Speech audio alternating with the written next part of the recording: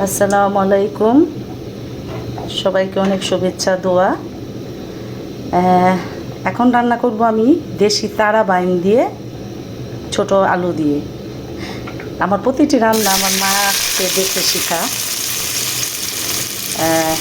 মায়ের হাতে রান্না তো সবারই খুবই পছন্দের, তো ইনশাল্লাহ আমার মায়ের থেকে শেখা, খুবই টেস্টি।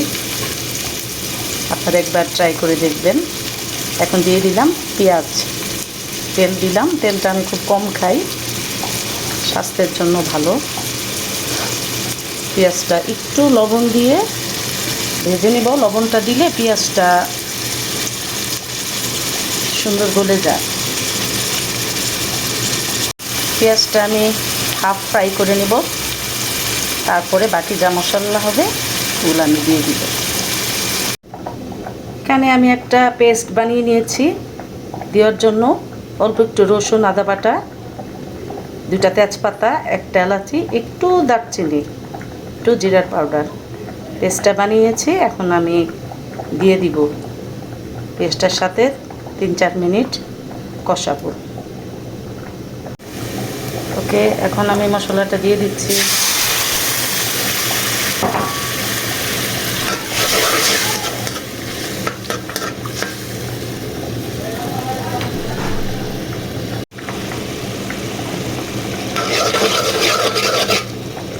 মশলাটি ভুনা করে দিলাম। এখন একটু টমেটো দিয়ে দিব আর ছোট কয়েক পিস কাঁচামরিচ দিয়ে এটাকে 2-3 মিনিট ভুনা করব। এই যে মশলাটা খুব সুন্দর ভুনা হয়ে গেছে, এখন আমি মাছটা দিয়ে দিব।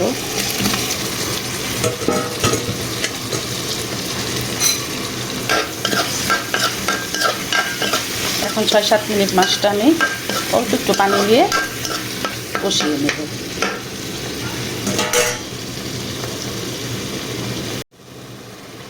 এখন মাছটা কষানো হয়ে গেছে, আমি এখন দিয়ে দিচ্ছি আলু দিয়ে 2-3 মিনিট আবার কষিয়ে নেব।